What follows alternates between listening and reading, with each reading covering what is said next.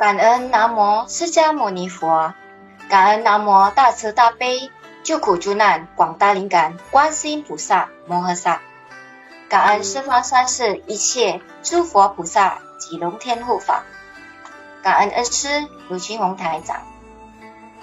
Nama saya Ervina dari Indonesia. Hari ini yang hendak saya bagikan adalah Singling Faman yang luar biasa membuat saya hidup kembali. Menyelamatkan rumah tangga saya, mengurai hubungan jodoh buruk antara saya dengan mertua perempuan. Sebelum saya mengenal Singling Faman, saya pernah memimpikan Master Chin Hong Lu. Tidak berapa lama kemudian, karena berjodoh, saya melihat wejangan Master di Facebook. Wejangan Master yang memukau, meninggalkan kesan yang mendalam untuk saya. Waktu itu saya merasa apa yang Master katakan sangat masuk akal, penuh dengan kebijaksanaan. Karena suka mendengar wejangan Master, maka sering membukanya untuk didengar. Namun, saya yang waktu itu hanya khusus mendengarkan wejangan Master, tidak ada tindakan lebih lanjut, dikarenakan waktu itu saya menekuni pintu aliran lain. Hubungan jodoh buruk saya dan mertua perempuan cukup dalam. Tapi saya mau tidak mau harus berterima kasih pada beliau. Jika bukan karena mertua yang waktu itu ngotot, saya mungkin hanya berpapasan dan melewatkan Singling Faman. Tidak akan mengenal pintu aliran yang hebat yang mengubah nasib saya ini. Waktu itu, salah satu kerabat dari mertua mengundang mertua saya pergi ke Laguna Hotel untuk menghadiri kegiatan Singling Faman. Mertua saya mencari orang kemana-mana untuk menemani beliau menghadiri acara tersebut. Sedangkan saya, karena sudah janji dengan suami, akan membawa anak jalan-jalan, jadi saya menolak ajakan mertua. Terakhir, karena mertua melihat tidak ada yang berkenan menemaninya, duduk di sana dan mengeluh bahwa tidak ada orang yang menemaninya. Saya melihat keadaan, kemudian berkata kepada suami untuk membawa anak-anak jalan. Sedangkan saya menemani mertua saya menghadiri acara tersebut. Waktu itu saya hanya merasa kasihan beliau pergi sendiri, makanya baru menemani beliau pergi. Tidak taunya, pada akhirnya yang mendapatkan manfaat sesungguhnya adalah saya sendiri. Kehidupan saya berubah drastis karena acara ini. Sungguh berterima kasih kepada Pusa berulas asih mengaturnya dengan tepat. Terima kasih teruntuk kerabat tersebut, terima kasih ibu mertua. Saat acara penutupan, saya hanya mendapat sebuah batu kalung Pusa. Sedangkan ibu mertua malah membawa pulang jadwal PR, buku parita, dan pusaka dharma lainnya. Sepulangnya di rumah, ibu mertua mengambil buku parita dan belajar melafalkan parita. Saya melihat ibu mertua mengambil buku parita dan membolak-balikannya. Saya kemudian mengatakan kepada ibu mertua untuk mengikuti saya melafalkan. Setiap saya melafalkan satu kalimat, ibu mertua pun mengikuti melafalkan satu kalimat. Seperti inilah hari itu kita hanya melafalkan Tapechou satu kali. Kuan Pusa ada di mana saja. Malam itu, saya memimpikan Kuan Pusa yang berpakaian putih dan seluruh tubuhnya bersinar dan memancarkan cahaya. Setelah itu, saya pun mulai belajar Singling Faman. Awalnya saya mengira hanya mengajarkan ibu mertua melafalkan Tapechou. Pada akhirnya, diri sendiri malah serius melafalkan parita, membuat PR harian. Sejak saya mulai melafalkan parita dan membuat PR harian, dan juga membaca Xiaofangzi, mimpi buruk bertubi-tubi, tidak berhenti memimpikan almarhum. Semakin melafalkan semakin susah, semakin melafalkan semakin mengantuk. Begitu mengantuk akan pergi tidur, begitu tidur maka akan tidur sampai sore. Kadang bahkan tidur sampai tidak makan siang. Anak-anak karena saya tidur dan tidak memasak nasi, juga ikut seperti saya tidak makan siang. Kadang dihitung-hitung, waktu yang saya habiskan untuk tidur dalam sehari lebih dari belasan jam. Orang lain tidur mengembalikan stamina. Saya sendiri tidur semakin lelah. Karena selama tidur, selalu memimpikan almarhum. Saat bangun, maka harus berikrar membakar berapa lembar syafaqsu. Terima kasih Pusa, berwelas asih membuat kebijaksanaan saya terbuka. Saya mulai mengintrospeksi diri, menyadari bahwa niat hati diri sendiri saat melafalkan syafaqsu tidak benar. Selalu mengeluh, mengapa setelah melafalkan begitu banyak tapi masih belum pergi. Diri sendiri tidak serius melihat kata yang diucapkan master yang ini, yaitu jika kita tidak berjodoh, maka tidak akan datang. Semuanya ini adalah hutang diri sendiri. Diri sendiri seharusnya membayarnya dengan ikhlas.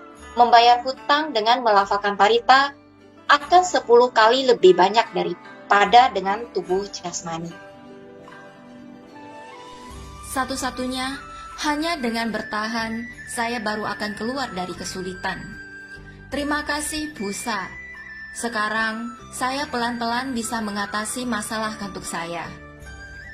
Tidak tahu sejak kapan, suasana hati saya memiliki pergolakan yang sangat besar. Terkadang bisa akibat sepatah kalimat dari orang sekitar. Lepas kendali, tidak tahu apa yang dilakukan diri sendiri. Terkadang diri sendiri bisa sembarangan berbicara.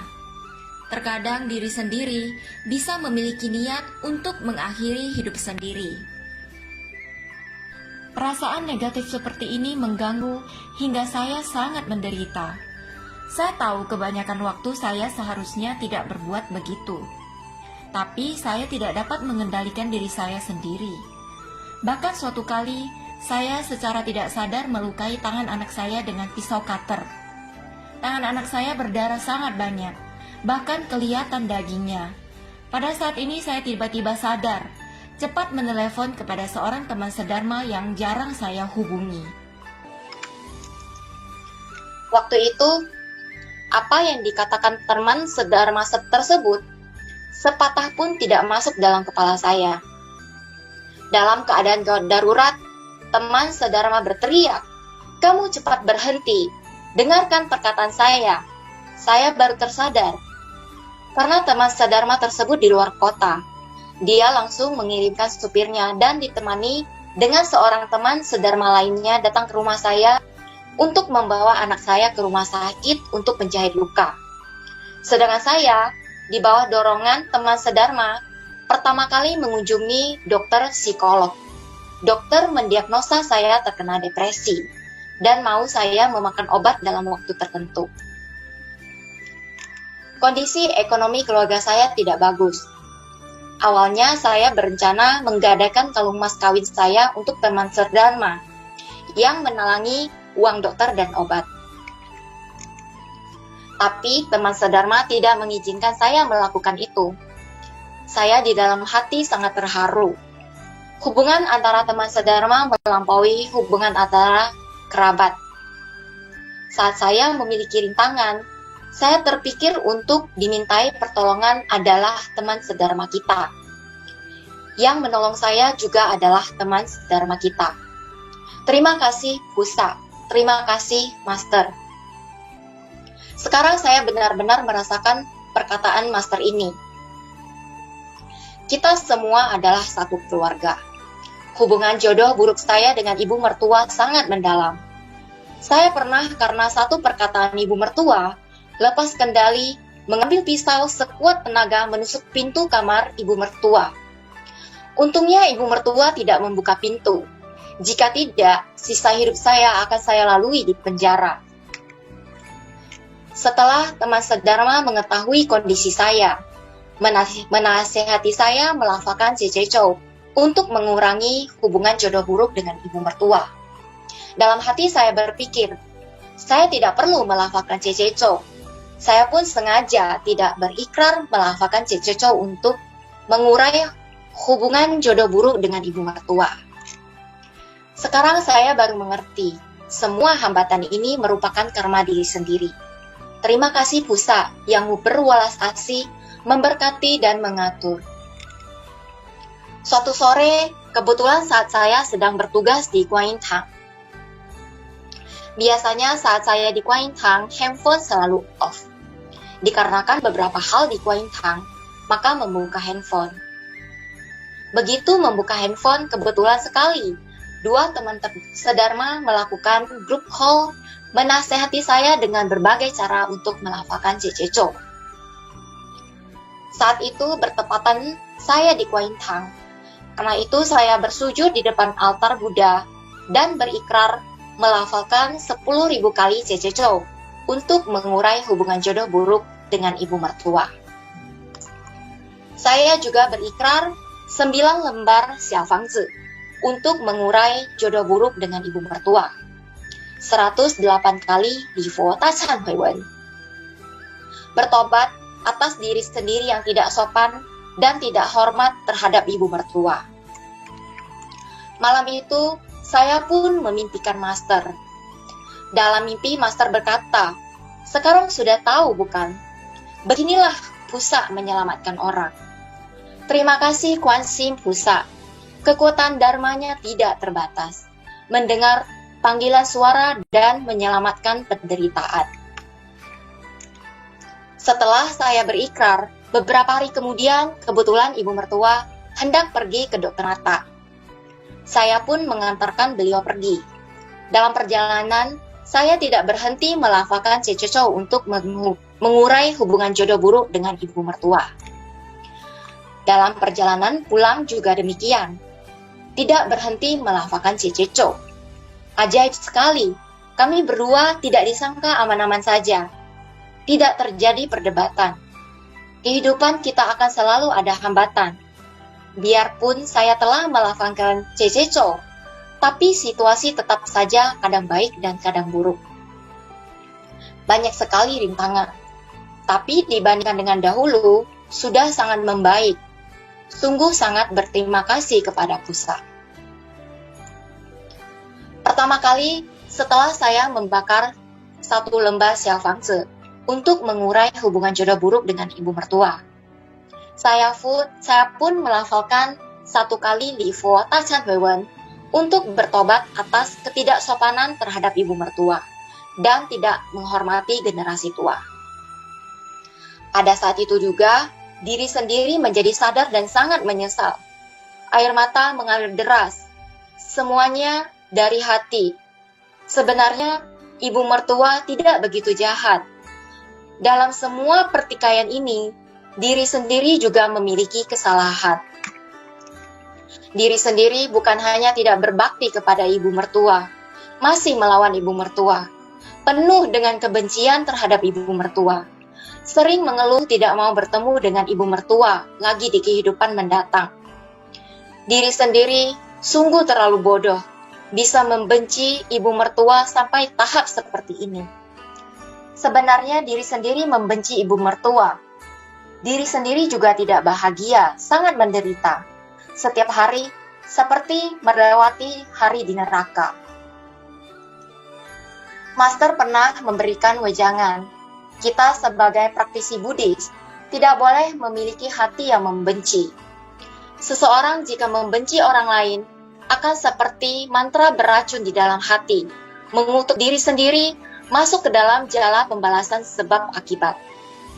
Membuat hubungan sebab akibat yang pada awalnya tidak begitu parah, memburuk. Karena kebencian, baru akan terus saling membalas. Setelah saya membina diri di Xingning Famen, saya mulai menyadari bahwa sedari kecil, tubuh lemah dan banyak penyakit. Setelah dewasa juga banyak ketidaklancaran. Sedikit banyak ada hubungannya dengan karma membunuh leluhur.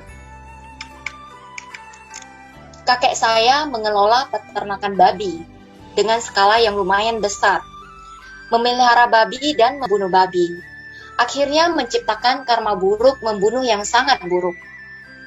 Master pernah memberikan wejangan bahwa semua makhluk yang memiliki nyawa dan perasaan, semuanya memiliki sifat kebudayaan. Maka dari itu jangan pernah membunuh. Leluhur memiliki karma pembunuhan. Leluhur tidak mengumpulkan jasa kebajikan. Pasti mempengaruhi generasi berikutnya. Di antara ketujuh paman saya, 1 orang telah meninggal. 3 orang meninggal di usia muda. 2 orang berubah profesi. Satu orang walaupun masih menjual daging babi, tapi hidupnya sama sekali tidak mulus. Sedangkan satu tante saya dan satu anak tante lainnya mengidap penyakit depresi yang parah. Tidak hanya begini, paman pertama saya yang memegang usaha keluarga yang memiliki karma. Satu orang anak laki-lakinya meninggal di usia muda. Dua orang lainnya memiliki penyakit depresi. Biarpun saya hanya cucu luar, tetapi juga mendapat pengaruh, menderita penyakit depresi. Apa yang dikatakan Master sangat benar. Karma pembunuhan benar-benar bisa mempengaruhi anak cucu dan generasi berikutnya. Akan dibalaskan dalam 3 keturunan. Jadi sebagai orang tua, harus memikirkan anak-anak. Tidak boleh melakukan hal kejam yang tidak berhati nurani. Karena jika melakukan hal tersebut, akan mempengaruhi perkembangan generasi berikutnya. Cảm ơn Quan世音菩萨, cảm ơn Sinh Linh Pháp Môn, cảm ơn Sư Phụ. Membuat saya berkesempatan mengenal Sinh Linh Pháp Môn. Membuat saya melalui melafalkan parita dan membina hati dan pikiran. Melakukan perbuatan baik dan mengumpulkan jasa kebajikan untuk mengubah takdir. Karena adanya Pusa, Master, Sinh Linh Pháp Môn, dan teman-teman sedharma, kehidupan saya baru memiliki perubahan yang sedemikian besar. Saya akan terus rajin membina hati dan pikiran, dan membina diri untuk membalas budi baik Buddha. Menggunakan 5 pusaka Dharma Sinh Linh Pháp Môn, mengubah takdir saya, membuat kehidupan saya semakin membaik. Kesaksian saya sampai di sini. Semoga umat berjodoh yang berhubungan dengan karma membunuh setelah mendengarkan kesaksian saya, memikirkan generasi berikutnya, secepatnya berganti profesi, menghasilkan uang yang banyak, atau sedikit tidak penting. Selamat dan bahagia adalah yang terpenting. Semoga umat yang berjodoh yang memiliki penyakit depresi, setelah mendengarkan kesaksian saya, yakinlah pada saya. Jangan putus asa, jangan pesimis. Asalkan kita percaya kepada Quan世音菩萨, percaya pada Sinh Linh Pháp Môn, percaya pada Master, kita pasti memiliki pertolongan. Seperti yang sering dikatakan oleh Master, hanya masalah kecil. Saya demi menjadi 1000 tangan dan 1000 mata dari Quan世音菩萨, membabarkan Dharma dan membimbing umat, juga membuat kesaksian. Jika dalam kesaksian ada yang tidak sesuai dengan aturan dan ajaran Dharma, memohon dengan tulus agar Quan世音菩萨berwalas asih memaafkan. Memohon dengan tulus agar Dewa Pelindung Dharma memaafkan. Memohon dengan tulus agar teman-teman sedharma memberi masukan dan mengoreksi. Karma saya akan saya pikul sendiri, tidak membuat Master memikulnya. Juga tidak membuat teman sedharma yang membaca dan mendengar memikulnya. Cảm ơn Sư Cha Mâu Ni Phật, cảm ơn Nam Mô Đại慈Đại悲救苦救难广大灵感观世音菩萨摩诃萨，感恩十方三世一切诸佛菩萨及龙天护法，感恩恩师鲁金宏台长，感恩师兄们